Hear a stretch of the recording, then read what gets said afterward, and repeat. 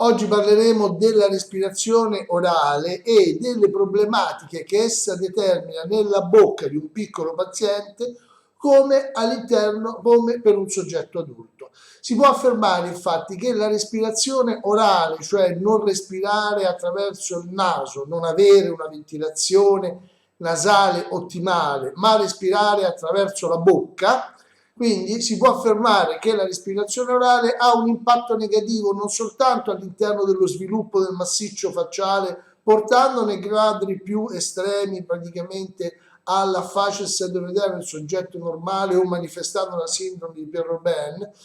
perché praticamente ma colpisce tutte le cellule dell'organismo, perché va a colpire praticamente, perché le priva della giusta quantità di ossigeno. Il benessere e la salute di un soggetto, sia un bambino sia un soggetto adulto, sono strettamente legati alla giusta ossigenazione. E infatti è bene ricordare che le cellule cancerose, cioè le cellule tumorali, hanno un metabolismo anaerobico, cioè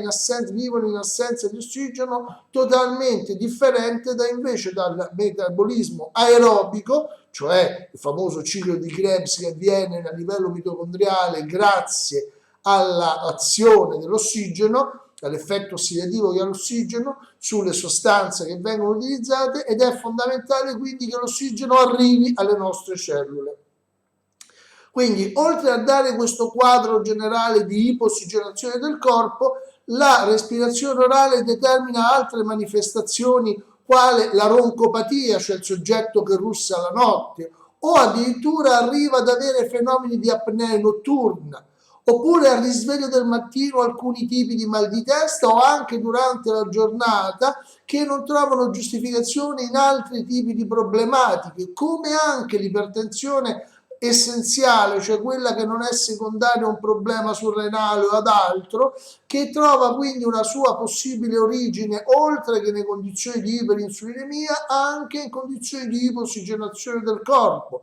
Anche l'enuresi notturna, cioè la pipì a letto che fa il bambino, può essere causata da una cattiva respirazione, da una respirazione orale, che molte volte non deve essere totalmente orale, ma può essere anche una respirazione mista, in parte nasale e in parte orale. E poi nei bambini dà origine a fenomeni frequenti di otiti e sinusiti croniche, nonché disturbi del sonno, nonché fenomeni di occhiaia. Quindi quando le persone non respirano correttamente del naso tendono a sviluppare infatti queste occhiaie, le borse sotto gli occhi, a causa di un notevole ristagno venoso del sangue sotto praticamente gli occhi. Di solito i bambini che respirano con la bocca tendono a mostrare queste labbra scremolate e di profilo il loro mento è sfuggente e hanno una faccia lunga con un accrescimento iperdivergente, cioè l'angolo mandibolare è molto più alto della zona del mento. E poi soffrono praticamente questi bambini, oltre di otiti e sinusiti, come abbiamo detto, di raffreddori ricorrenti, di problemi respiratori e polmonari, da laringiti, tracheiti, bronchiti, polmoniti, fino anche ad avere alcuni l'asma allergico, che trova altra genesi, ma è sostenuta anche da un quadro di ipossigenazione. La respirazione con la bocca prolungata nel tempo determina quello che noi vogliamo appunto dire, anche non soltanto questo problema, ma anche un cattivo atteggiamento posturale, cioè il bambino che respira male tende praticamente a posturarsi in modo scorretto, anche perché il bambino respiratore orale tende a posizionare la lingua in basso e non verso il palato, e tende anche ad avere una deglutizione atipica infantile, che già abbiamo parlato nel test, e abbiamo visto come la respirazione orale sia in quel test della deglutizione strettamente collegata alla problematica respiratoria. Inoltre è importante considerare il fatto che lo scheletro facciale e soprattutto in particolar modo il mascellare superiore nei soggetti respiratori orali tendono a svilupparsi dando origine a un palato ogivale, un palato ristretto, iposviluppato. Se noi andiamo poi nell'adulto a costruire un bite avremo naturalmente una mandibola che invece che il mascellare superiore, che risponde il mascellare superiore ad un accrescimento fenotipico, cioè è in risposta agli stimoli esterni che fanno sviluppare il mascellare superiore, in particolar modo la respirazione nasale e l'azione della lingua correttamente posturata allo spot palatino, che esplica la sua azione di spinta anteriore sulla premaxilla e di dilatazione laterale dei processi palatini delle ossa mascellari, avremo invece un mascellare ristretto palato-ogivale, un mascellare sottosviluppato che invece si accompagna ad una mandibola, una mascella inferiore che può avere un avanzamento, apparire avanzata, quindi una sorta di prognatismo di tipo funzionale ma non basale perché è genetico, il prognatismo delle ossa basali, cioè la classica tipo terza classe scheletrica che è di origine, ma potremmo avere una terza classe funzionale, come potremmo avere invece una mandibola retrusa praticamente, e questo dipende molto dal tipo di accrescimento. Se avremo un accrescimento orario, la mandibola tenderà ad essere retrusa; se avremo un accrescimento antiorario, la mandibola tenderà ad essere protrusa, prognatica. E quindi molto noi sappiamo che la problematica respiratoria porta quindi ad un problema talvolta non solo laterale, ma quindi per caso di una contrazione del diametro trasversale del palato, per iposviluppo del mascellare superiore, e quindi può dare origine a un crossbite bilaterale o monolaterale, unilaterale, e quindi che dà una mandibola deviata, ma può dare anche una mandibola, e questo è il caso più frequente, posizionata male sulla linea sagittale. L'abbiamo parlato nell'ambito degli attivatori, sull'importanza degli attivatori come primo parametro del corretto posizionamento spaziale della mandibola rispetto al mascellare superiore, e l'attivatore, sappiamo, è il dispositivo che funzionalmente dà massima espressione e azione nella respirazione nasale, per migliorare la respirazione nasale, correggendo la respirazione orale con grande fatica del paziente, ma la corregge nel tempo. L'obiettivo, quindi, dicevamo, che è correggere la posizione sagittale della mandibola, che si tende a posizionare scorrettamente e per la deglutizione tipica e per la respirazione orale, che alla stessa si pone. Infatti questa lingua mal posizionata cosa fa? Si va a posizionare di solito al massimo, si appoggia, non arriva mai al palato, ma si appoggia dietro gli incisivi superiori, o si interpone fra le arcate, o si appoggia praticamente sugli incisivi inferiori e tende a spingere, a accomodarsi in basso e indietro, spingendo in avanti il pavimento della bocca, dando origine quindi a una sorta di simile doppio mento che fa, o addirittura la mandibola incastrata sotto tende a spingere verso il basso, andando a posizionare in basso e dando origine alla glossoptosi. La glossoptosi è un quadro che adesso non ci soffermiamo, ne parleremo in un altro video probabilmente. La glossoptosi è un quadro disfunzionale gravissimo per il paziente, che se noi non lo intercettiamo per tempo, la glossoptosi può portare a un cattivo sviluppo del massiccio facciale del paziente, ma soprattutto a una problematica posturale molto significativa. Quindi è importante correggere la respirazione nasale, orale, portandola adesso alla respirazione nasale, ed una delle problematiche, oltre alla cattiva posizione della lingua, è valutare un'eventuale deviazione del setto nasale,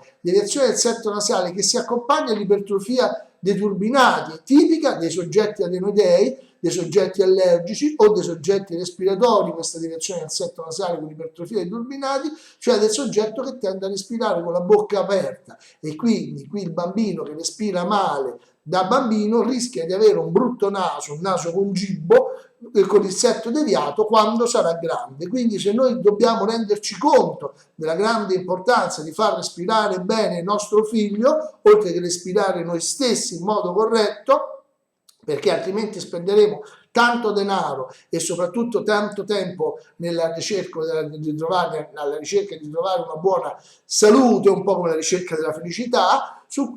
se noi facciamo continuare a respirare il nostro paziente a bocca aperta. Quindi la prima cosa che noi dobbiamo osservare nei nostri figli e in noi stessi e nelle persone care, che essi respirino praticamente a bocca chiusa, cioè devono imparare a respirare a bocca chiusa giorno e notte, respirando quindi con il naso. Respirare con il naso presenta tantissimi vantaggi, permette di avere i seni paranasali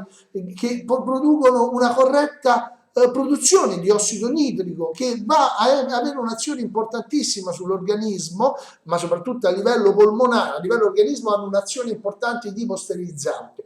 A livello polmonare aumentano l'espansione dei polmoni e lo scambio di ossigenazione a livello polmonare, quindi diciamo il nostro scambio, il gradiente pressorio che permette il passaggio di ossigeno dall'aria ispirata che sta negli alveoli polmonari al sangue venoso che diventerà arterioso in corrispondenza dei capillari venosi degli alveoli polmonari, avviene grazie alla presenza di questo ossido nitrico che viene prodotto solo se noi respiriamo con il naso, perché i seni paranasali in salute producono ossido nitrico. I seni paranasali, ricordiamo, sono quegli spazi vuoti posti dentro le ossa delle mascellari, della sfenoide, etmoidali, praticamente e frontali, che servono per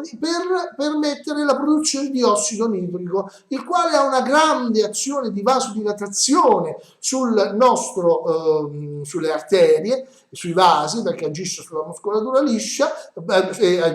viene prodotto anche in parte dall'endotelio, ma in particolar modo dall'endotelio dei seni paranasali, perché serve a riscaldare l'aria, quindi questi saranno fortemente vascolarizzati dalla mucosa dei seni paranasali proprio per permettere un miglior riscaldamento dell'aria che arriverà ai polmoni. Inoltre l'ossido nitrico diminuisce i radicali liberi, previene l'invecchiamento e soprattutto serve a prevenire malattie importanti cardiovascolari come ictus e infarto, che avvengono proprio nelle primissime ore del mattino, quando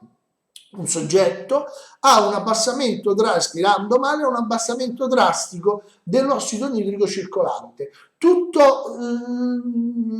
Infatti tutti quanti sappiamo che il farmaco maggiormente utilizzato per prevenire fatti cardiovascolari importanti, come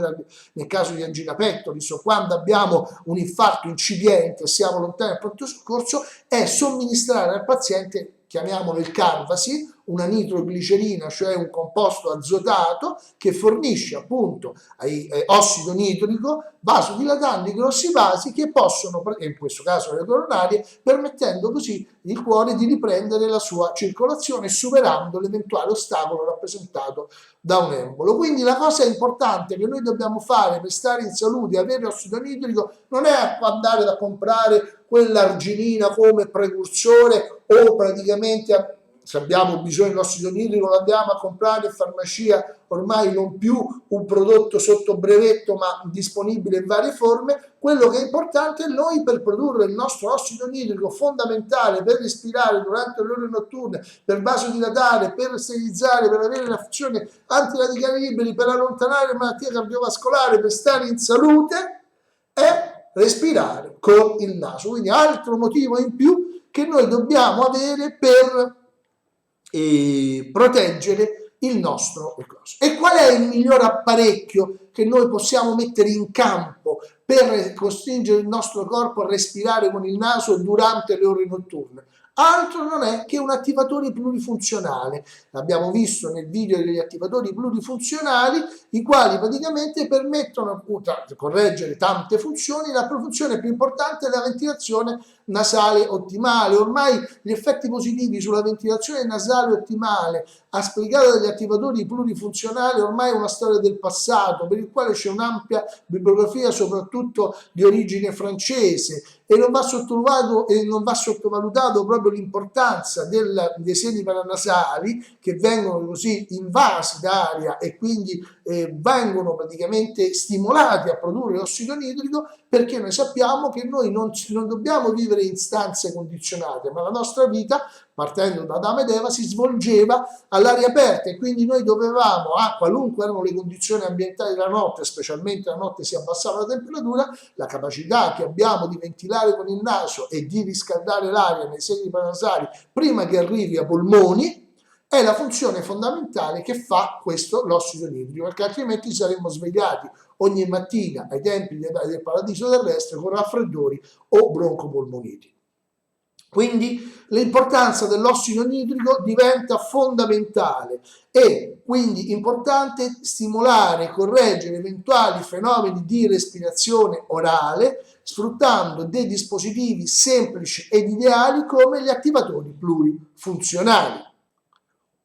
Quindi noi di notte respiriamo, di giorno tutti quanti respiriamo a bocca chiusa, invece di notte al contrario iniziamo, ed è la maggior parte di noi, iniziamo a respirare a bocca aperta, specialmente nei momenti cruciali, quando entriamo nella fase di sonno profondo, le famose, dove si sviluppano il cervello nelle famose onde delta, o addirittura nel sonno paradosso nella fase REM, dove abbiamo le onde theta. Per questo dormire a bocca aperta e quindi respirare a bocca aperta diventa un gravissimo danno per la nostra salute, e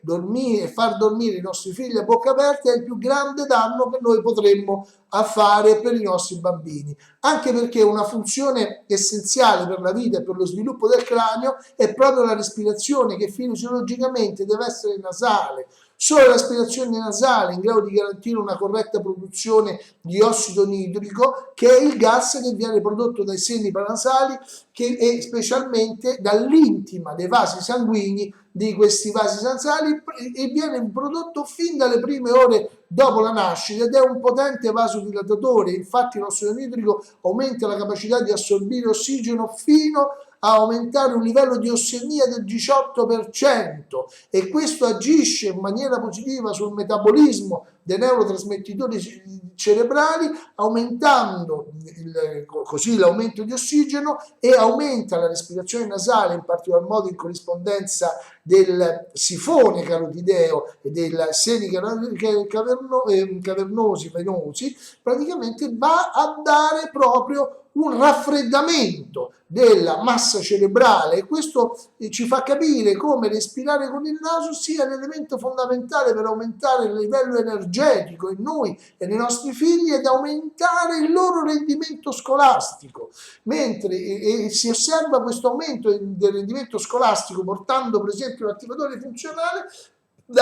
prima, quando respirava a bocca aperta, dopo che ha cominciato ad usare tutta la notte senza sputarlo nei primi tempi la notte, perderlo nei primi tempi la notte, riesce a portarlo tutta la notte, il bambino migliora, e comincia a respirare con il naso, migliora la sua rendimento scolastico. La respirazione nasale ha un effetto potentissimo sul cervello, addirittura sembrerebbe che ogni 20 minuti una narice rispetto all'altra è al massimo della sua capacità ventilatoria, mentre l'altra è al minimo. C'è questa alternanza, e questa alternanza è fondamentale, perché se un lato diviene prevalente, questo condizionerà anche uno sviluppo di una masticazione funzionale unilaterale prevalente. Cioè, che cosa vuol dire? Vuol dire che la respirazione forse è il primo segnale che arriva al cervello nel dettare poi il corretto sviluppo di una deglutizione infantile, passaggio dall'infantile o viscerale a quella dell'adulto somatica, tipica dell'adulto, e anche a una masticazione bilaterale alternata, perché la prevalenza di una narice sull'altra può determinare una prevalenza anche del lato masticatorio, e quindi questo può diventare un fattore di cattivo sviluppo del mascellare, portando ad una spostare il corpo in lateroflessione, e quindi il corpo si lateroflette dal lato dove avviene la congestione nasale, l'ipertrofia, e una rotazione compensatoria dall'altro lato, e questa, se si cronicizza, porta appunto a una masticazione unilaterale. Quindi modificando l'assetto della masticazione va a determinare anche una alterazione dell'assetto posturale del paziente. Inoltre si è visto, come dicevamo prima, lo stretto rapporto fra i cicli del sonno e la respirazione, tra le fasi del sonno e i cicli nasali. La respirazione di una narice può far prevalere la fase REM, mentre l'altra può far prevalere la fase non REM del sonno. Quindi importantissimo è la funzione respiratoria nasale in tutte le nostre funzioni, sia somatiche corporee, sia nello sviluppo delle funzioni cerebrali, quindi nel comportamento. E una delle manifestazioni della alterazione della funzione respiratoria va ad agire sul quadro neurovegetativo, che sappiamo intervenire nel quadro posturale, per cui noi ogni volta che abbiamo una respirazione orale e non una respirazione nasale, avremo problematiche di sviluppo cerebrale, problematiche funzionali a livello occlusale e della funzione masticatoria, problematiche nella funzione deglutitoria, problematiche nella fonazione e avremo anche un grosso disturbo su quello che è una disfunzione posturale. Quindi se noi vogliamo far star bene i nostri figli dobbiamo assolutamente cercare di migliorare e di eliminare la respirazione orale intercettandola da soli, ponendo attenzione con l'aiuto di un pediatra e correggere questa respirazione orale ripristinando una respirazione nasale ideale. Per questo dovremo anche intervenire sulla deglutizione della postura linguale, ma avremo un dispositivo ideale che è l'attivatore plurifunzionale che agisce nella sua plurifunzionalità sulla postura linguale, sulla funzione deglutitoria, stimola la masticazione bilaterale, determina il riposizionamento sagittale e trasversale della mandibola, stimola l'accrescimento a livello condilare della stessa, ma soprattutto agisce a livello della respirazione imponendo al paziente con garbo di respirare con il naso, in particolar modo durante le ore notturne e soprattutto nelle fasi profonde del sonno. Avremo un bambino più tranquillo, che ha riposato meglio, che rende meglio a scuola, che avrà meno agitazione, che non rischia una postura bassa linguale con quadri posturali, funzionali, masticatori, deglutitori e respiratori anomali. Grazie per l'attenzione, ad un prossimo incontro.